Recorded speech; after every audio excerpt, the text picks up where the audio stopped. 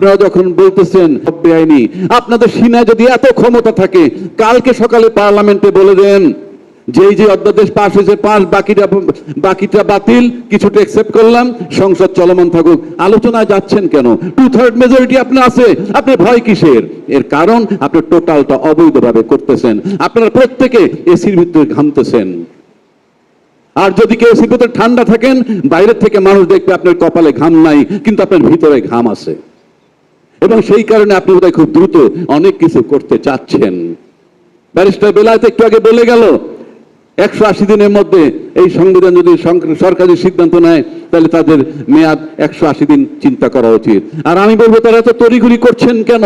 What is the agenda? আপনি কি 5 বছর থাকতে চান?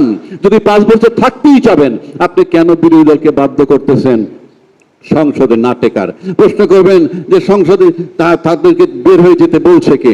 আপনি কোনো কথা শুনবেন না, 2/3 মেজরিটি পাওয়ার পর আপনি সবকিছুর ঊর্ধ্বে চলে যাবেন, তাহলে তারা ওখানে বসে কি করবে? তাহলে আমি তো মনে করি এদেরকে সংসদ থেকে বাইরে যাওয়ার জন্য এই এজেন্ডাও আপনার আছে। তা না হলে তো আপনি যদি ক্ষমতায় 5 বছর সুন্দরভাবে থাকতে চান, তাহলে তো সংসদকে প্রাণবন্ত করে আপনি জুলাই সংসদের আলোকে একটা সংস্কার পরিষদ বানিয়ে ঢুকেও তো কাজ না করতে পারেন, টাইম কিল করতে পারেন, কিন্তু আপনি তো কিছু জিনিস লাঘব করতে পারেন। আপনি কেন ইন্টেনশনালি এটা করছেন? তার মানে your intention is not good. আমি আরেকটা চ্যালেঞ্জ করে দিচ্ছি, আপনি যদি এটা ভাবেন যে রাস্তায় যদি তারা আন্দোলনের নামে আপনি পুলিশ প্রশাসন দিয়ে থামাবেন, আমি নিশ্চিত করে বলে দিচ্ছি বাংলাদেশের পুলিশ আর সেখানে যাবে না, বাংলাদেশের আর্মিও সেখানে যাবে না, কারণ তাদের স্ত্রী পুত্র কন্যা আছে। আমি নিশ্চিত, আমার কাছে অনেক মেসেজ আছে যাদের পুত্র কন্যা স্ত্রীরা তাদের হাজবেন্ডকে হাত পা ধরে বলছে তোমরা আর এখানে যাবে না, এবং কখনোই শেখ হাসিনার মতো আর ব্যবহার করতে পারবে না। সুতরাং আমি মনে করি বাংলাদেশের জনগণের সামনে দাবি দাওয়া আদায় করার জন্য ভয়ের কিছু নাই, জোর যার মুল্লুক তার। কিন্তু আমি ভিন্ন বলছি কেন? বাংলাদেশে যদি এমন কোন ঘটনা ঘটেছে যে একটা সরকার যাওয়ার সাথে সাথে বাইতুল মোকাররম খতিব পালিয়ে যায়, বাংলাদেশ ব্যাংকের গভর্নর পালিয়ে যায়, পুলিশ পালিয়ে যায়, কিংবা আরো বহু কিছু পালিয়ে গেছে, কারণটা কি? সমস্ত মন্ত্রী পরিষদ না, আওয়ামী লীগের বহু নেতা কর্মীও পালিয়ে গেছে। ভিসা বন্ধ না করলে 10 লক্ষ লোক প্রতিবেশী দেশে চলে যেত। সংবিধানে যেহেতু পলায় গেলে কি হবে বলা নাই, সাথে সাথে সংবিধান লক করা হয়ে গেছে। কিভাবে লক করা হয়? যেমন ধরেন, আপনি একটা গাড়ি যদি বন্ধ করে বাইরে চলে যান হাতে চাবি নিয়ে, ওই গাড়িটা কিন্তু লক। বাসা যদি তালা মেরে চলে যান, বাসাটা কিন্তু লক। সেটাকে ঢুকতে হলে দুটো পথ, এক চাবি পেতে হবে গাড়ির অথবা ঘরের তালার, নতুবা দরজা ভেঙে, গাড়ির দরজা ভেঙে ঢুকতে হবে। সংসদে ঢোকার জন্যে যেই চাবি, সেই চাবি হইল এই জুলাই সনদ বাস্তবায়ন আইন। রাষ্ট্রপতি একটা বিরাট করাপশন করছেন, আমি মনে করি ক্রিমিনাল অফেন্স। এই সনদের এই আদেশের 10 নম্বর অনুচ্ছেদে বলা আছে যে সংসদের প্রথম অধিবেশন যে কায়দায় ডাকা হবে, একই কায়দায় সংস্কার পরিষদের সদস্যদেরকেও আমন্ত্রণ জানানো হবে। আপনি একটা পার্ট কমপ্লিট করেছেন, আপনি আরেকটা পার্ট করেন নাই, এটা আপনি ক্রিমিনাল অফেন্স করেছেন। তারপরেও কিন্তু আজকে ক্ষমতাসীন সরকার বহাল তবিয়াতে আছে। আবার এই ক্ষমতাসীন সরকার বারবার বলে রাষ্ট্রপতির কাছে তারা ওত নিয়েছে, রাষ্ট্রপতির কাছে তারা ওত নিয়েছে, তারা কিন্তু সংবিধানের সরকার হিসাবে নেয় নাই, অন্তর্বর্তীকালীন সরকার হিসাবে নিয়েছে। তো তারা এখন কেন মানবে না? এই সমস্ত সস্তা কথা বলতেছেন। আপনার তো পদে পদে আপনার নাম্বার 1 সংবিধানে নাই, নাম্বার 2 সংবিধান ফলো করতেছেন না, নাম্বার 3 আপনার আইনি ভিত্তি হলো এই রাষ্ট্রপতির আদেশ। যদি আপনি সেটা ফলো না করেন এবং গণভোট যদি না মানেন, সময় বলে দিবে এর কনসিকুয়েন্স কি, সামাল দিতে পারবেন কিনা সেটাও মাথায় রাখতে হবে। আপনারা এখন ক্ষমতা আছেন, যখন জিয়াউর রহমান সাহেব স্বাধীনতার ঘোষক, কালকে আরেকজন আসবে সে স্বাধীনতার ঘোষক। রাষ্ট্র এভাবে চলতে পারে না, এটা ক্লাব বা সমিতি না, এটা আপনাদেরকে মাথায় রাখতে হবে। এখন আজকের বিষয় এই যে নেক্সাস ডিফেন্স এবং জাস্টিস আয়োজিত, আমি তাদেরকে অ্যাপ্রিসিয়েট করি এই কারণে যে তারা অনেক খারাপ পরিস্থিতির মধ্যে এটাকে চালিয়ে যাচ্ছে। সেজন্য আজকের বিষয়বস্তুটা হলো জুলাই সনদ বাস্তবায়ন আদেশ, আইনি ও রাজনৈতিক চ্যালেঞ্জ। ইয়েস, আইনি ও রাজনৈতিক চ্যালেঞ্জ দুটোই আছে। রাজনৈতিক চ্যালেঞ্জটা মোকাবেলা করা খুবই সহজ। আপনি যদি এই গণভোট মেনে নেন, সেই মোতাবেক সংশোধন করেন, হয়ে গেল রাজনৈতিক সমাধান, পাশাপাশি আইনও মানা হলো। বিষয়টা তো সহজ। আপনারা জটিল করছেন কেন? শেখ হাসিনা 2008-এ ক্ষমতায় যাওয়ার পর 14 সাল থেকে তার যাত্রা শুরু হলো স্বৈরাচারের দিক, যখন তিনি 153টা সিট বিনা প্রতিদ্বন্দ্বিতা নিয়ে নিলেন। কিন্তু আপনারা তো দেখতেছেন ফ্রম ডে ওয়ান স্বৈরাচারী আচরণ করতেছেন। From day one. সংসদের বয়স 2 মাসও হয় নাই, 1 মাস চলছে হয়তোবা। সেক্ষেত্রে আপনার শুরুতেই এসে বলে দিলেন গণভোট মানবেন না। এবার আসেন এটার আইনি সমাধান কি এবং এটার প্রয়োজনটা কি, অত্যন্ত গুরুত্বপূর্ণ। আপনারা জানেন বাংলাদেশে অনেক অভ্যুত্থান হয়েছে, এরশাদকে সরানো হয়েছে, এমনকি বেগম খালেদা জিয়াকে অপসারণ করা হয়েছে আন্দোলনের মাধ্যমে টু সাম এক্সটেন্ট, এবং তাকে বাধ্য করা হয়েছিল 2/3 গিয়ে 3 দলের রূপরেখা মোতাবেক আপনার তত্ত্বাবধায়ক সরকার বানাতে। তার মানে কি? কিন্তু ব্যতিক্রম ধর্মী অভ্যুত্থান আপনারা দেখছেন কিনা? আমি যদি এটাকে বিপ্লব বলি, সারা দেশের মিডিয়া, বিজনেস কমিউনিটি, প্রশাসন এটাকে অভ্যুত্থান বলে এবং অভ্যুত্থানকারীদেরকে ক্রিমিনাল হিসেবে চিহ্নিত করার চেষ্টা করছেন। সেটা ভিন্ন কথা, কারণ জোর যার মুল্লুক তার। কিন্তু আমি ভিন্ন বলছি কেন?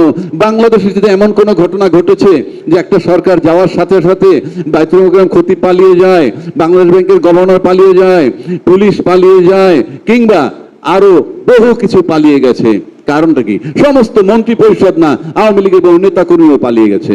ভিসা বন্ধ না করলে 10 লক্ষ লোক প্রতিবেশী দেশে চলে যেত। তো এখন প্রশ্ন হচ্ছে, সেই জায়গাটায় আপনি এরকম কোন ঘটনা যখন ঘটে নাই, তখন কিন্তু এই সংবিধানে যেহেতু পলায় গেলে কি হবে বলা নাই, সাথে সাথে সংবিধান লক করা হয়ে গেছে। কিভাবে লক করা হয়? যেমন ধরেন আপনি একটা গাড়ি যদি বন্ধ করে বাইরে চলে যান হাতে চাবি নিয়ে, ওই গাড়িটা কিন্তু লক। বাসা যদি তালা মেরে চলে যান, বাসাটা কিন্তু লক। সেটাকে ঢুকতে হলে দুটো পথ, এক চাবি পেতে হবে গাড়ির অথবা ঘরের তালার, নতুবা দরজা ভেঙে, গাড়ির দরজা ভেঙে ঢুকতে হবে, এছাড়া কোনো পথ নাই। তো আমি মনে করি এই সরকারকে সংসদে ঢোকার জন্য যেই চাবি, সেই চাবি হইল এই জুলাই সনদ বাস্তবায়ন আইন। কেন বলছি? আপনি ভালো করে লক্ষ্য করে দেখবেন যে এই জুলাই সনদে বলা হয়েছে, এই জুলাই সনদটা শুধু যে রাজনৈতিক বেসিস যদি দিতে চান একটা সরকারকে, এই সরকার যে ক্ষমতায় গেল তার রাজনৈতিক একটা ভিত্তি লাগবে। সেই ভিত্তিটা কি? সেই ভিত্তিটা হলো এই সনদ। শুধু তাই নয়, আমাদের নৈতিক দায়িত্ব ধারাবাহিকতা রক্ষা করা। আওয়ামী লীগ সরকার চলে গেল, বিএনপি সরকার টেক ওভার করলো, এর মাঝখানের এই যে ধারাবাহিকতাটা আপনি কিভাবে রাখবেন? সুতরাং এই দুইটা সরকারের মধ্যে যে একটা ব্রিজ বা সেতু যেটা বলেন, সেটাই হলো এই জুলাই সনদ বাস্তবায়ন অধ্যাদেশ।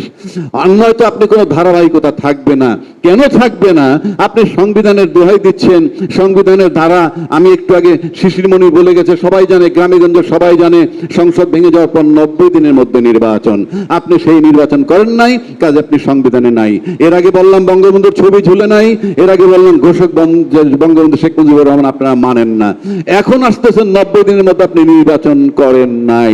নির্বাচন যেহেতু 90 দিনের মধ্যে করেন নাই, আপনার কোনো রাইট নাই ওই সংবিধানের দোহাই দেওয়া। এবং ওই সংবিধানের জন্য ঢোকার জন্য, ঢুকে যে ঠিক করবেন সেজন্য এই জুলাই সনদ দেওয়া হয়েছে।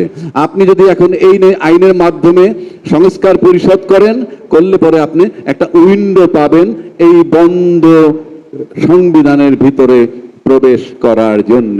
সুতরাং এটা একটা আইনি ভিত্তি দেওয়া হয়েছে। দ্বিতীয় কথা হচ্ছে, আপনারা যখন বলতেছেন কিচ্ছু পারে না, সব বেআইনি, আপনাদের সিনায় যদি এত ক্ষমতা থাকে, কালকে সকালে পার্লামেন্টে বলে দেন যেই যে অধ্যাদেশ পাস হয়েছে 5, বাকিটা বাতিল, কিছুটা একসেপ্ট করলাম, সংসদ চলমান থাকুক। আলোচনায় যাচ্ছেন কেন? 2/3 মেজরিটি আপনার আছে, আপনি ভয় কিসের? এর কারণ আপনি টোটালটা অবৈধভাবে করতেছেন। আপনারা প্রত্যেকে এসির ভিতরে ঘামতেছেন। আর যদি কেউ এসির ভিতরে ঠান্ডা থাকেন, বাইরের থেকে মানুষ দেখবে আপনার কপালে ঘাম নাই, কিন্তু আপনার ভিতরে ঘাম আছে। এবং সেই কারণে আপনি বোধহয় খুব দ্রুত অনেক কিছু করতে চাচ্ছেন। তো তড়িঘড়ি করছেন কেন? হোয়াট ইজ দ্য রিজনটা? আপনি কি 5 বছর থাকতে চান? যদি 5 বছর থাকতেই চাবেন, আপনি কেন বিরোধী দলকে বাধ্য করতেছেন সংসদে না টেকার? প্রশ্ন করবেন যে সংসদে তাদেরকে বের হয়ে যেতে বলছে কে? আপনি কোনো কথা শুনবেন না। 2/3 মেজরিটি পাওয়ার পর আপনি সবকিছুর ঊর্ধ্বে চলে যাবেন, তাহলে তারা ওখানে বসে কি করবে? তাহলে আমি তো মনে করি এদেরকে সংসদ থেকে বাইরে যাওয়ার জন্য এই এজেন্ডাও আপনার আছে। আমি আরেকটা চ্যালেঞ্জ করে দিচ্ছি, আপনি যদি এটা ভাবেন যে রাস্তায় যদি তারা আন্দোলনের নামে আপনি পুলিশ প্রশাসন দিয়ে থামাবেন, আমি নিশ্চিত করে বলে দিচ্ছি বাংলাদেশের পুলিশ আর সেখানে যাবে না, বাংলাদেশের আর্মিও সেখানে যাবে না, কারণ তাদের স্ত্রী পুত্র কন্যা আছে। আমি নিশ্চিত আমার কাছে অনেক মেসেজ আছে যাদের পুত্র কন্যা স্ত্রীরা তাদের হাজবেন্ডকে হাত পা ধরে বলছে তোমরা আর এখানে যাবে না, এবং কখনোই শেখ হাসিনার মতো আর ব্যবহার করতে পারবে না। সুতরাং আমি মনে করি বাংলাদেশের জনগণের সামনে দাবি দাওয়া আদায় করার জন্য ভয়ের কিছু নাই।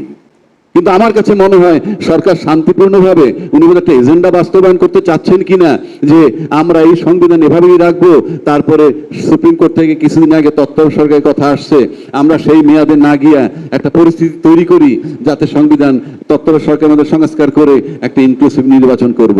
এটাও যদি তাদের এজেন্ডা থাকে সেটা আপনি করেন, বসে চিন্তা করেন সুস্থভাবে, ইল্লিগালি করবেন না। যতক্ষণ আপনারা আছেন ততক্ষণ আপনাদেরকে এই আদেশ মানতে হবে। এখনো বলছি সংবিধান অচল। তাহলে এই যে আদেশটা হইলো, একটা ইন্ডাস্ট্রি হইলো, যে ইন্ডাস্ট্রিতে কাপড় চোপড়, বিস্কিট, সাবান টাবান যাই কিছু হোক না কেন তৈরি হইলো, তারপরে যদি বলেন যে এই ইন্ডাস্ট্রি তৈরি হওয়ার যে প্রসিডিউর সেখানে কিছু ত্রুটি ছিল, সেটা বললে ইন্ডাস্ট্রি বন্ধ করে দিতে পারেন, কিন্তু মাঠে যে প্রোডাক্ট চলে গেছে সেটা আপনি কি করবেন? এই আইনের তো আর কোনো কার্যকারিতাই নাই, কারণ এই রাষ্ট্রপতি যে আদেশ দিছে তার যে প্রোডাকশন, তার যে ফলাফল সেটা উঠে গেছে কি গণভোটের মাধ্যমে। তো গণভোট ফলটা আপনি কি করবেন? আপনি আইন বাতিল, আইন তো দরকার নাই বাতিল করার, কারণ এটা করাই হয়েছে এই জন্যে, এবং এটার যে ফসল সেটা আমরা ঘরে তুলে ফেলেছি।